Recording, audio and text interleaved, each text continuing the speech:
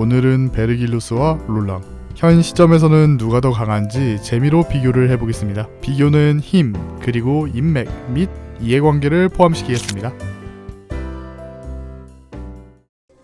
당시 시점에서는 베르길리우스는 특색 해결사, 롤랑은 1급 해결사였습니다. 등급상으로는 롤랑이 밀려 보이지만 롤랑은 일반 1급 해결사와는 격이 다릅니다. 특색 해결사와 동리어진 혹은 그 이상을 할 수 있는 캐릭터죠. 베르길리우스는 특색 해결사로 설명이 필요 없을 정도로 강한 캐릭터입니다.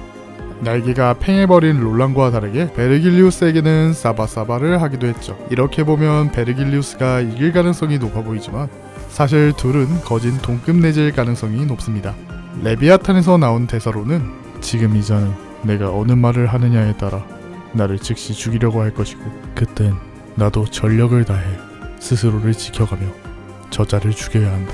전력이라는 말이 붙는 것을 보아 베르길리우스도 롤랑을 가볍게 이길 순 없으며 역으로 위험하기도 한 일종의 엄대엄 상태로 보입니다. 롤랑도 이런 이유로 베르길리우스가 본인이 아니라고 하자 조용히 사라지기도 했고요. 그렇다고 롤랑이 베르길리우스에게 밀리는 것도 아닌 게 혼자 한 업적이 괴랄하기 때문이죠. 다닐로 남부중지를 아예 반파시켜버렸고 엄지의 루마노스 카르텔 등 강력한 하청 조직을 혼자 섬멸했으며 외곽까지 돌아다니면서 의심되는 것은 죄다 썰고 다녔습니다. 물론 중지를 전부 한 번에 상대한 것은 아니겠지만 개인이 손가락의 큰 도시 지부를 혼자 밀어버렸다는 것은 1등급 해결사 이상의 역량이라고 말할 수 있겠죠. 베르길리우스는 이후 레비아탄에서 에고를 얻게 됩니다.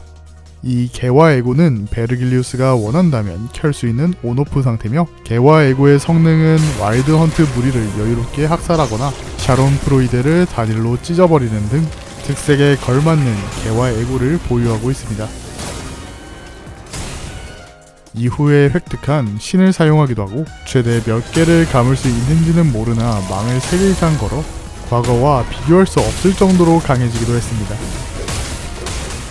반면 롤랑입니다. 사실 이후에 성장한 게 거의 없는 상태입니다. 개와 에고도 없으며 도서관에 처박혀 있었기에 신을 쓸 수 있는지도 의문인 상태입니다. 다만 달라진 게 하나 있는데 바로 엔젤라가 있다는 점입니다. 라오르에서 나오는 시스템은 전부 엔젤라의 에고가 구현되어 있는 것이며 도서관에서 나오지 않는 롤랑은 절대 혼자 싸울 일은 없기에 엔젤라의 에고는 사실 롤랑의 스펙이 되기도 합니다. 각종 환상체와 외곽에서 수집한 무언가의 스펙들로 차 있을 것으로 보이는데 엔젤라를 제외하고 고점으로만 승부를 봐야 한다면 뒤틀린 상태의 롤랑을 예시로 들 수 있겠네요.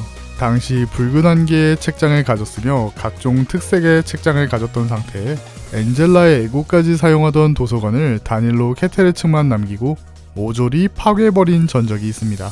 이를 통해 알 수 있는 것은 롤랑이 붉은 한계 및 약화된 조율제까지 멱을 따버렸다고 볼 수 있는 점입니다. 이를 통해 만일을 가정해보면 개와 에고 또한 못지않게 강할 수 있다는 점이죠. 하지만 작품에서는 보여준 게 없기에 뒤틀림이나 엔젤라를 포함한 롤랑이 최종 스펙이 되겠습니다. 무슨 계기로 서로 데스 배틀을 붙게 된다면 현 시점에서는 베르길리우스가 패배할 가능성이 높습니다. 뒤틀린 롤랑은 순수 체급으로는 베르길리우스를 밀어버릴 가능성이 높으며 엔젤라를 포함한 롤랑은 데스 배틀일 경우 접대 효과로 인한 온갖 에고로 떡칠된 롤랑과 붙어야 하기에 베르길리우스가 불리해질 가능성이 높아지겠죠. 역시 한국 게임이라 그런지 개인의 스펙도 중요하지만 혈연, 학연, 지연이 최고네요. 오늘은 여기까지.